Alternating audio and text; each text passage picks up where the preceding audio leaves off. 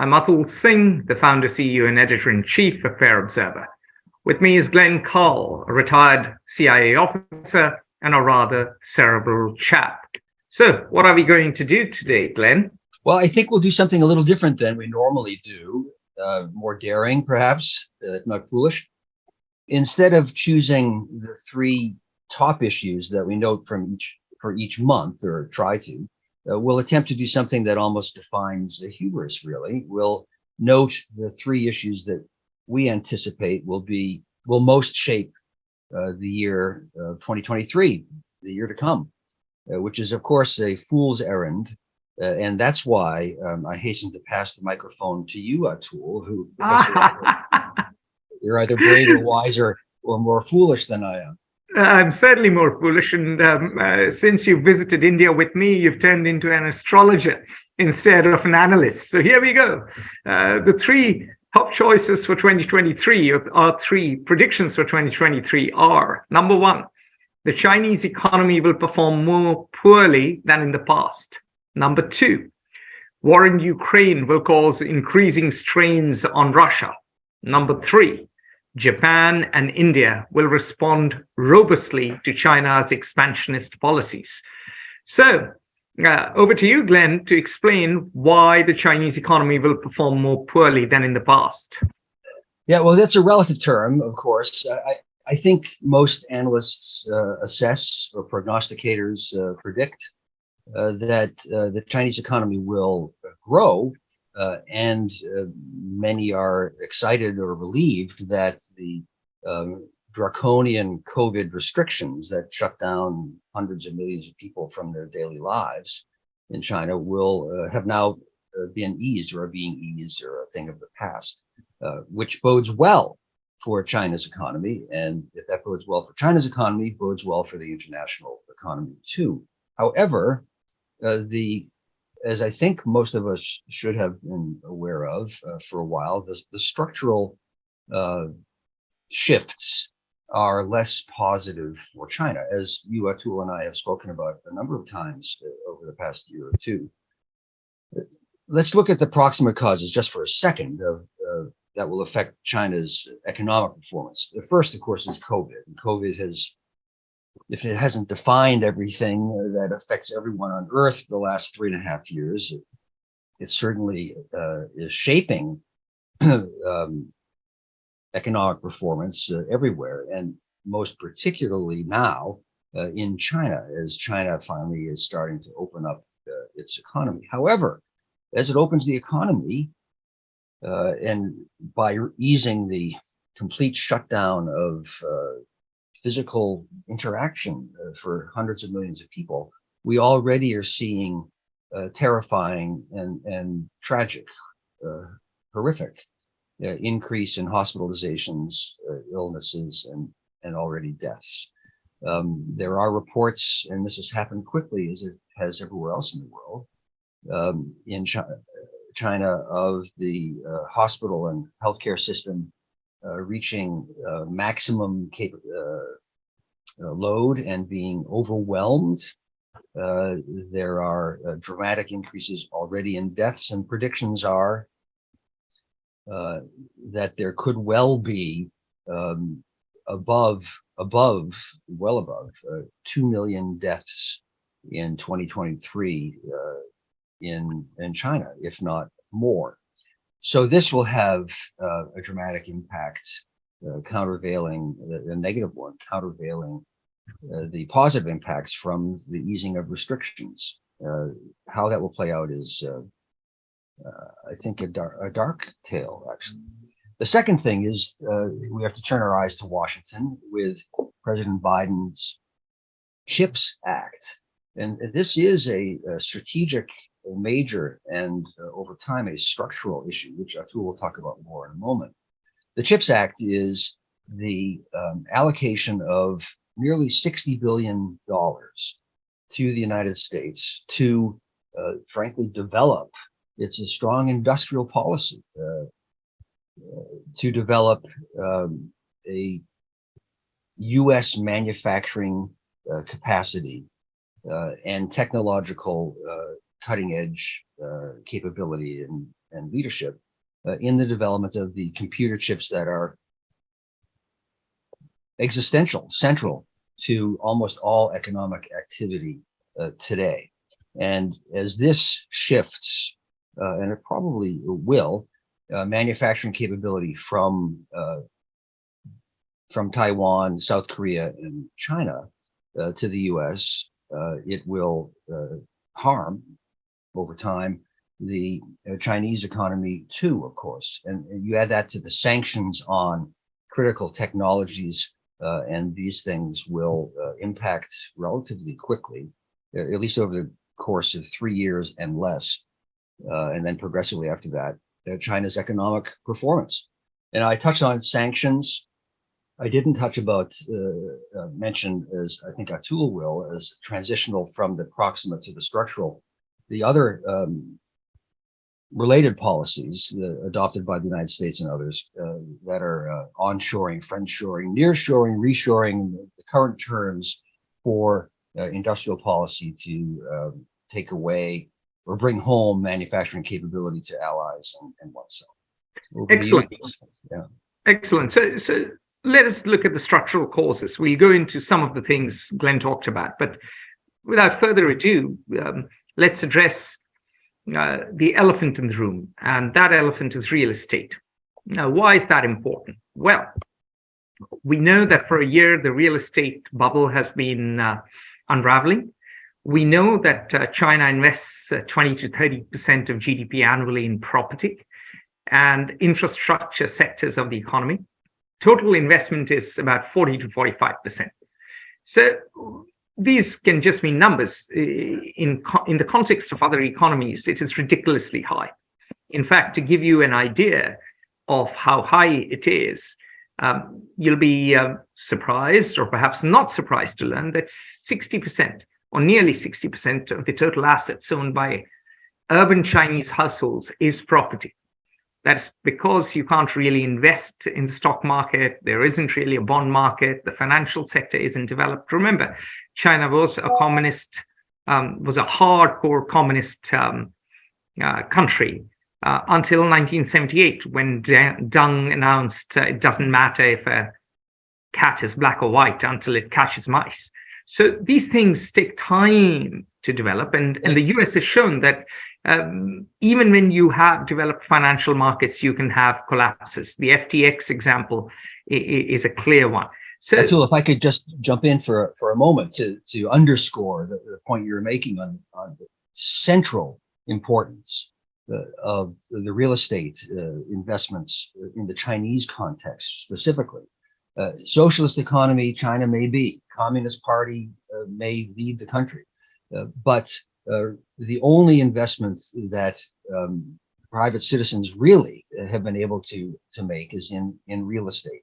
And when you couple that with the ironic fact that the social safety net, the retirement funds and social security provisions in the Chinese society are very weak compared to Europe and the United States, capitalist country that would be, then you have a downturn in real estate values, destroying families and making it almost impossible for them to live. Yeah, and so that is the individual level. Let's move on from the real estate to its multiplier effects. China so far has been in a virtuous cycle.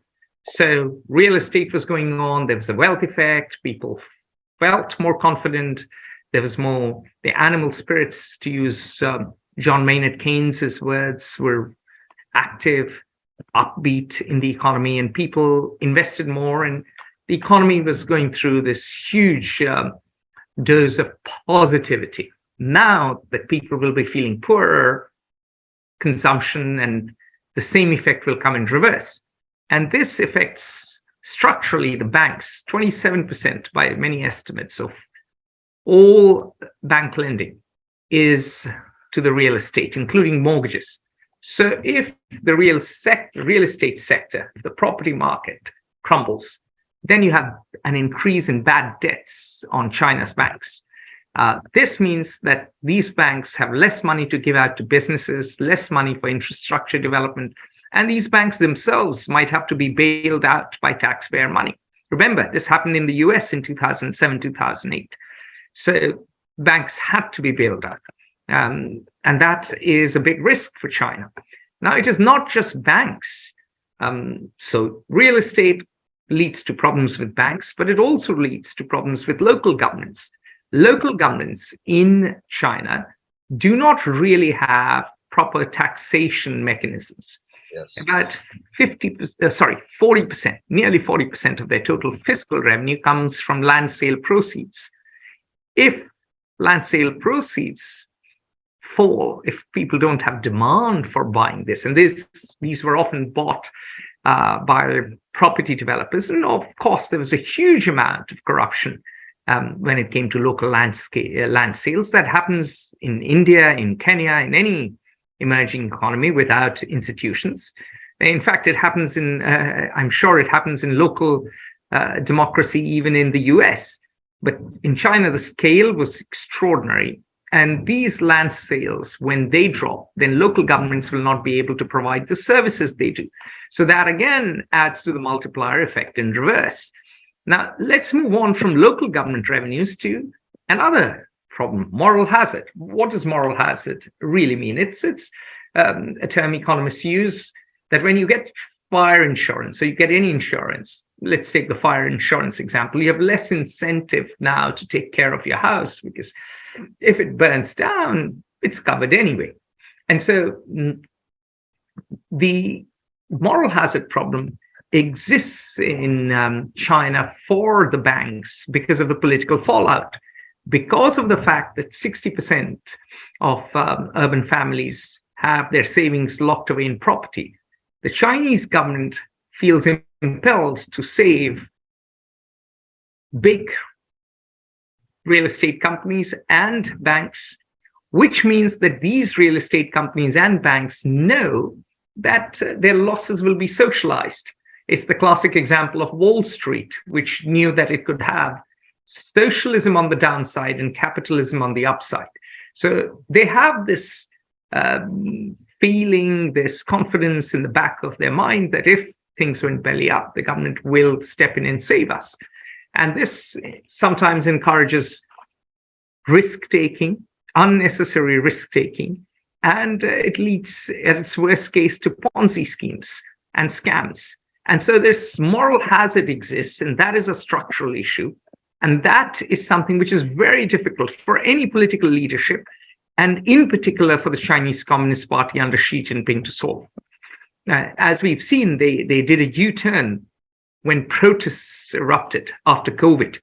What is to say they will not do a U-turn should they bring in a sane policy with long-term benefits and there are protests in the streets in numerous cities? Now, apart from these issues, there are two more issues. One is demography. China has so far benefited from the influx of millions of people away from their farms to the cities as a cheap workforce. China became the workshop of the world. Now the single child policy is beginning to bear fruit. In fact, the effects of this policy have led to labor shortages in many sectors. Manufacturing has shifted to Vietnam on occasion and to other countries. In fact, many Chinese manufacturers in Guangdong have taken their factories across the border to other Southeast Asian countries, in particular Vietnam, primarily because the labor arbitrage, or to put it simply, the cost of labor is cheaper. And so that is a challenge they face. There's also the challenge that you'll have one child having to take care of two parents and maybe four grandparents. This is a major issue because it increases the burden at the individual level, and should they have a national pension system, it'll increase the burden collectively on a young working population. Yes, please, Glenn, you were about to say something. Well, just to elaborate a moment on it, the demographic point revolves back to the one about the government revenues and the lack of social safety net provided by the central government or the regional and local governments. We mentioned this before, but it's an existentially important point. The absolute size of the Chinese labor force is declining every year. It has now for the past 5 or 8 years, and it will continue to do so. The absolute population of China will also start to fall probably within the decade. I forget the exact date, but it doesn't really matter. This is imminent and occurring already. When you add to that traditionally in Chinese society, the children provide the safety net for the elderly, but that becomes harder to do when there's only one child instead of several, and the lack of government policies and resources dedicated to providing the safety net, and you have a growing crisis, which the government needs to address somehow, but will struggle to as the real estate bubble bursts and the revenues and resources of the state dramatically decline. And it leads to the last problem then, which is, as you touched upon, Atul, the end of the easy growth years when labor costs were cheaper than elsewhere. China is now, despite its protestations in international negotiations, no longer a really developing country. It's a middle income country. And therefore faces the middle income trap. You can grow very quickly from a low income to a middle income country, middle income economy. But once you get there, then you have to have something else in your locker to grow further. And that's added to the increasing hostility of countries that China has alienated or is alienating, which is almost all. And the export-led growth model is not just endangered, but probably has its days numbered. Yes, and that brings me to the point I was going to make. The second point, one was demography, and the second was the end of the export-led growth model. And we are hearing words like nearshoring, friendshoring, reshoring. We are back to an age of protectionism. We are back to an age where countries are thinking about national security and international security. They are thinking in terms of alliances. And China's friends are really North Korea and Russia. And yes, China can get cheap gas from Russia, and China can get, I don't know what they can get from North Korea. But the point is that China is not exactly a country with many friends. And yes, this does not mean that people will stop importing mobile phones tomorrow. But as we know, Apple is now manufacturing in India. It may be low-end manufacturing. It may be just putting on screws, tiny screws, and putting together components. But the trend line is extremely clear. Countries are going to try and move their supply chains away from China. During COVID, the lack of protective personal equipment, PPE, as they say, really made a lot of countries decide that, look, we need to manufacture some things close to home. There was also vaccine competition. So all of that development, all these phenomena are going to mean that China will have to stimulate domestic consumptions. China will not be able to rely on just exporting stuff and beating everyone at cost. And China will also have to develop more of an innovation economy. Yes, they are innovative in many ways, but they also face challenges now that their access to critical technologies and their access to chips have been cut off. And perhaps the most telling thing for China is that the cleverest young people and their wealthiest people are all trying to get out. The founder of Alibaba, Jack Ma, is now in Japan. And if your wealthiest and the best and brightest people are all trying to get out, then it is a warning sign. People vote with their feet, and the Chinese economy clearly does not have the same prospects as it did when I was coming out of Oxford, when the Chinese students I knew who were dynamic and entrepreneurial were all itching to go back, and they did go back. And some of them ran funds, and others began companies and others built factories or established factories and built their fortunes. But that energy, that zeitgeist, to use a German word, seems to have changed. And to use German Chancellor Olaf Scholz's words, who dashed to China recently, the Zeitenwende has changed. I think that's the way we should probably frame, in conclusion, our assessment of prognosis for China. I'm not a disaster predictor. China